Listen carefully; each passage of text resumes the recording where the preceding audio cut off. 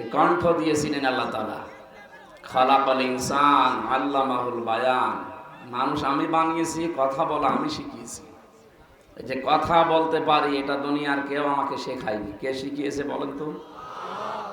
বিজ্ঞান জানিয়েছে কথা বলার সময় মানুষের এই কণ্ঠ থেকে 27টা ধাক্কা লাগে। 27টা স্তর পার করার পরে একটা কথা তৈরি হয়। এটা যদি আল্লাহ না করে দিতেন, কিয়ামত পর্যন্ত আপনি কথাই বলতে পারতেন না, শুধু গা গো শব্দ হইতো। আর হাদিস বলছে প্রত্যেকটা স্তরে একটা করে ফেরেশতা বসে আছে। এ ওর কাছে, ও ওর কাছে, এভাবে একটার সাথে আর একটা কানেক্টেড করা। এর হাত থেকে এর হাতে, এর হাতে, এর হাতে, এভাবে যেতে যেতে 27 নম্বর জায়গায় যে এই মুখের গর্তের ভেতর দিয়ে আল্লাহ কথাটা বের করে দিচ্ছে। আমি এই আয়াতটা নিয়ে, আল্লামাহুল বায়ান নিয়ে চিন্তা ভাবনা করে দেখেছি, মানুষ যে মাস্তানি করে, একে যদি আল্লাহ হাজী সেলিমের মতো বানিয়ে দিত, কথা বলতে পারে না। আদালতে সেদিন দেখলাম শিশুর মতো হাও মাও করে কাঁদতেছে, অথচ এমন কোনো পাপ নেই যে ও করেনি। সে বড় পাপ বলেন, মাঝারি পাপ বলেন, ছোট পাপ বলেন, দুনিয়ায় এমন কোনো গোনা নেই যে ওর জীবনে নেই। আল্লাহ জবানটা বন্ধ করে দিয়েছে, কথা তো এখন বলতে পারে না, নৌকা বলতে গিয়ে হৌকা বলে ফেলে। এই যে বিশাল একটা শাস্তি দিয়ে দিল আল্লাহ।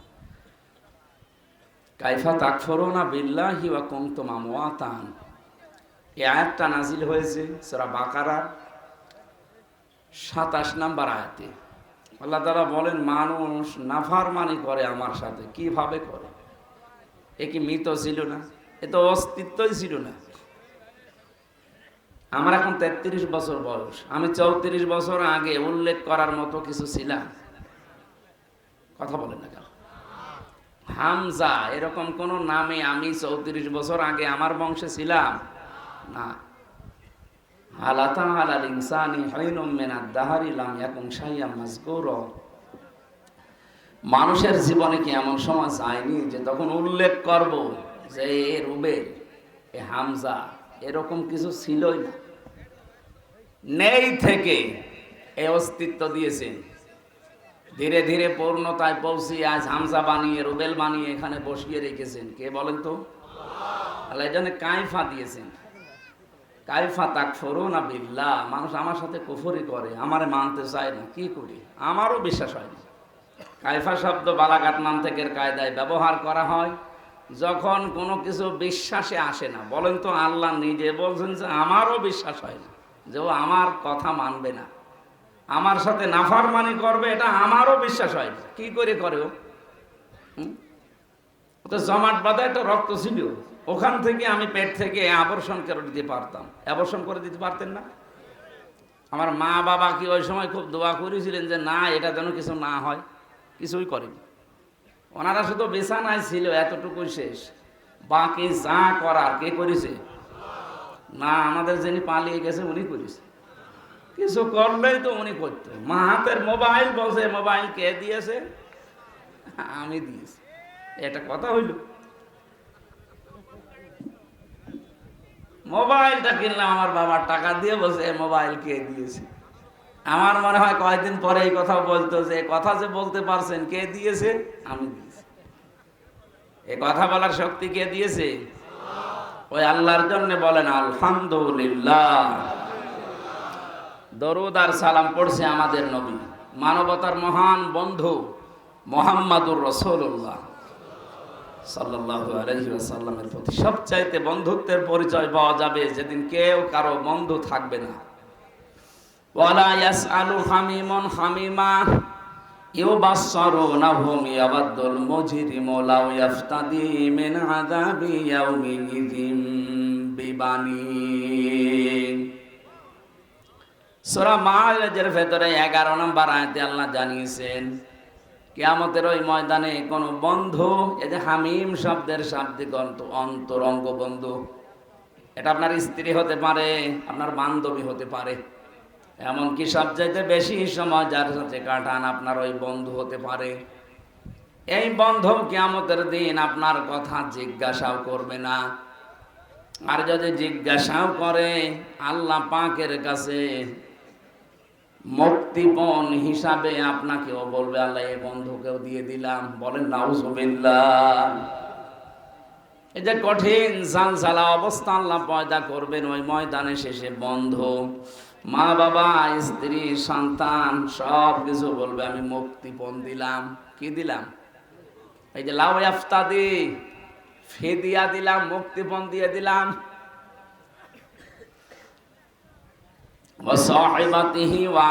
শুধু সন্তান না, আমার স্ত্রী, আমার ভাই ভগ্গর যা আছে সবই দিয়ে দিলাম। ও ফাসইলাতি হিল্লাতি তবি, আমার জ্ঞাতি গোষ্ঠী যারা আমাকে আশ্রয় দিত, আমার দলের লোক, আমার গ্রামের লোক, আমার বংশের লোক যারা আমাকে আশ্রয় দিত বিপদে পড়লে, আল্লাহ এদেরকেও মুক্তিপণ হিসাবে দিয়ে দিলাম।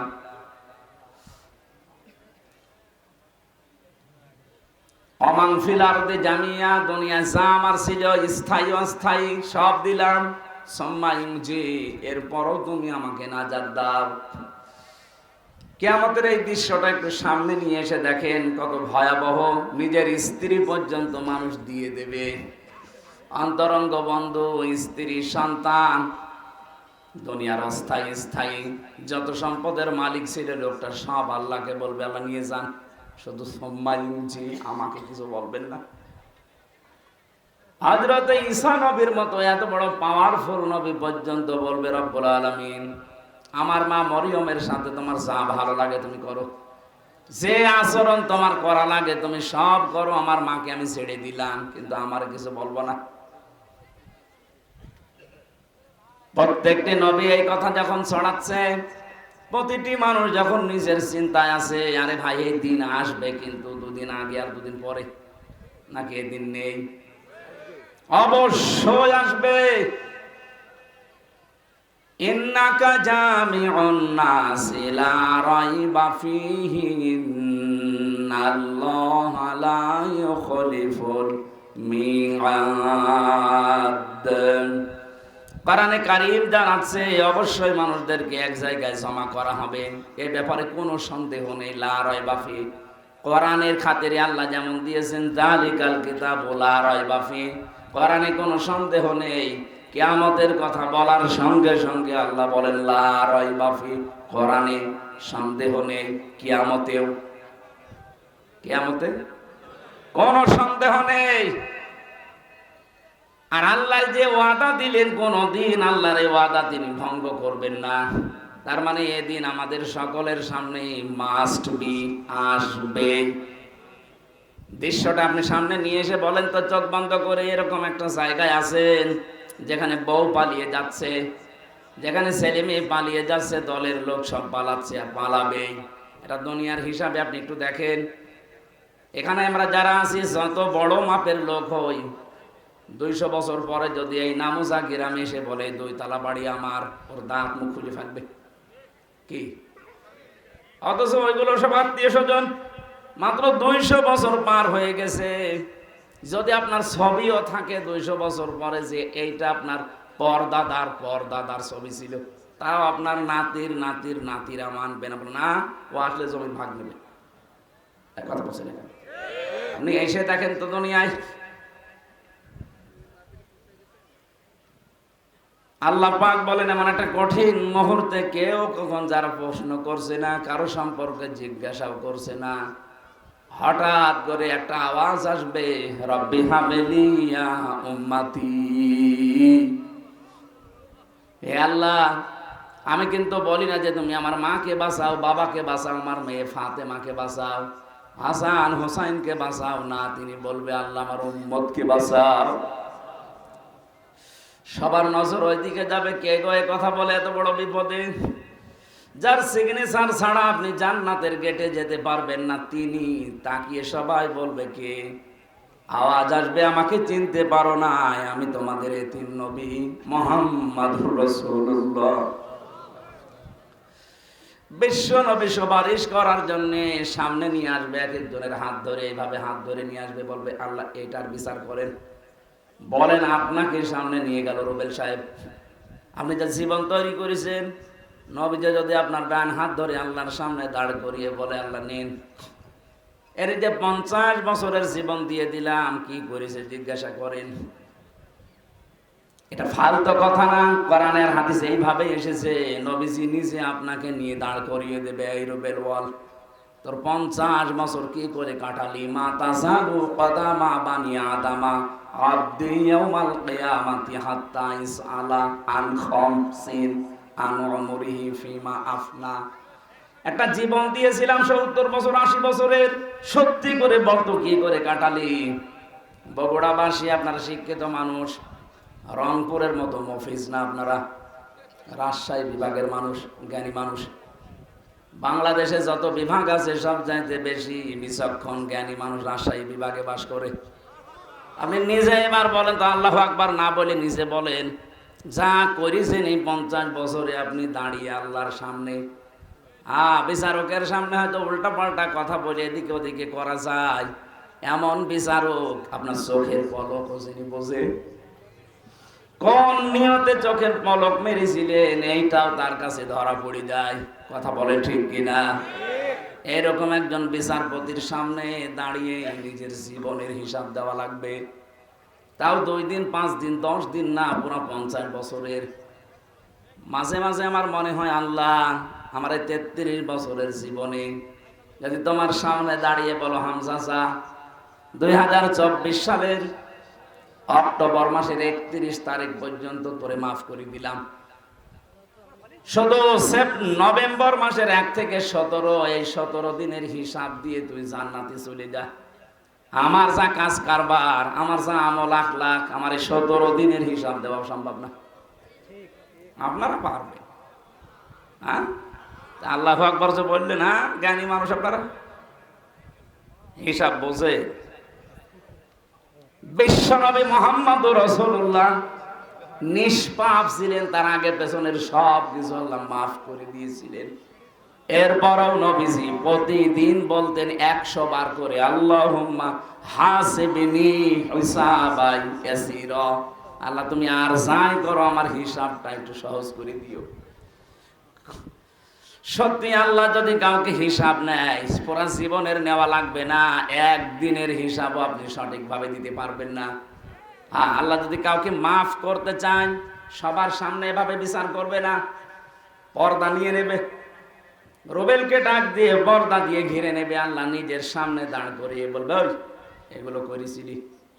ওর তো জবাব দেওয়া ছাড়া উপায় নেই, কারণ আগে পরের সব কথা আমার আল্লাহ আগে জানেন।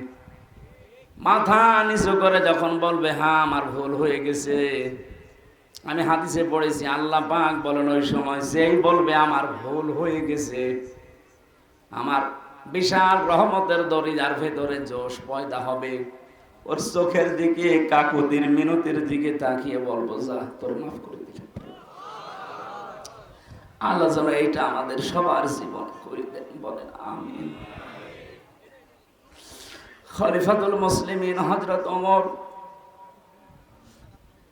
তিনি ইন্তেকালের 12 বছর পর তার সন্তান আব্দুল্লাহর সাথে একবার স্বপ্নে দেখা হয়েছিল। তিনি দেখলেন সুন্দর পোশাক পরে সাদা নদী থেকে আসতেছে, ডাক দিয়ে বললেন, বাবা কোথায় ছিলেন এতদিন, কতদিন দেখিনি। হযরত ওমর বলে, সন্তান আজ 12টা বছর দুনিয়ার জীবন আমি ছেড়ে দিয়েছি,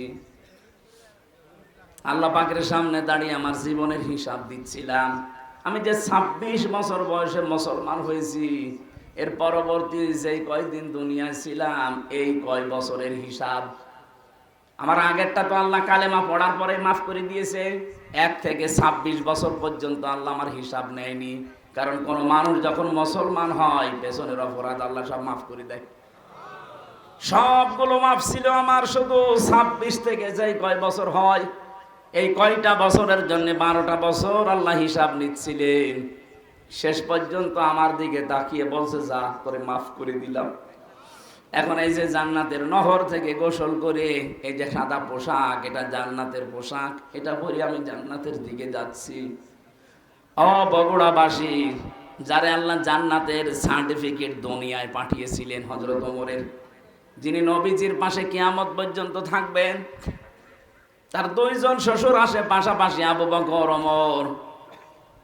এই যে আকাশের তারকা দেখতে পান রাতের বেলা, হয়তো 1-2 করে একদিন গণনা করলে শেষ হয়ে যেতে পারে। হযরত ওমর মুসলমান হওয়ার পরে জীবনে যত নেকির কাজ করেছিলেন, কেউ যদি ওমরের নেকি গণনা করে কোনোদিন শেষ হবে না। এত বড় পাওয়ারফুল মানুষ, এ মানুষের যদি 12 বছর লাগে তারপর আল্লাহ মাফ করে দিয়েছে, আমাদের কয় বছর লাগতে পারে? এজন্য হিসাব এটা কঠিন বিষয়। বিশ্ব নবী মুহাম্মদুর রাসূলুল্লাহ হঠাৎ আওয়াজ দিয়ে যখন উম্মতকে হাতে করে নিয়ে যাবেন, আল্লাহ পাক মাফ করতে চাইলে তো ঢেকে নেবেন, যদি অপমান করতে চান তখন সবার সামনে দাঁড় করিয়ে ওর জীবনের যে অপরাধ ওইটা চেহারার ভেতরে ফুটিয়ে তুলবেন। ইউরাফুল মুজরিমুনা বিসিমাহুম ফায়ুখাযু বিন-নাওয়াসি ওয়াল আকদাম।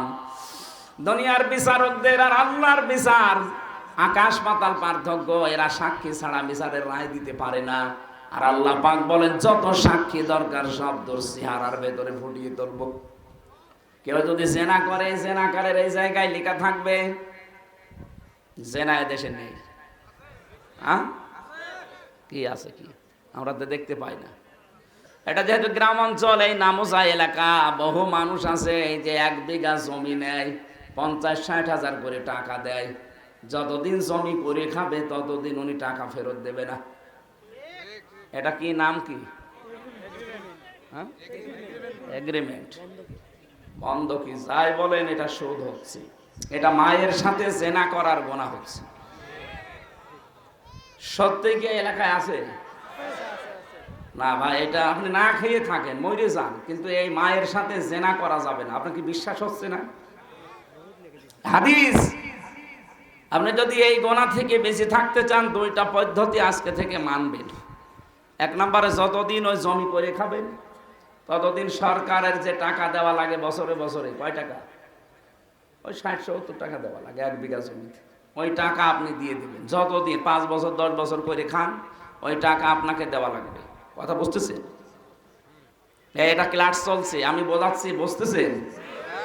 যতদিন করে খাবেন ওই জমি টাকা দেওয়া লাগবে আপনাকে। আপনি চাষ করেন, আপনাকে দেওয়া লাগবে। 2 নম্বরে, এটা আর আপনার না, এটা ওই যে জমি আলাদা।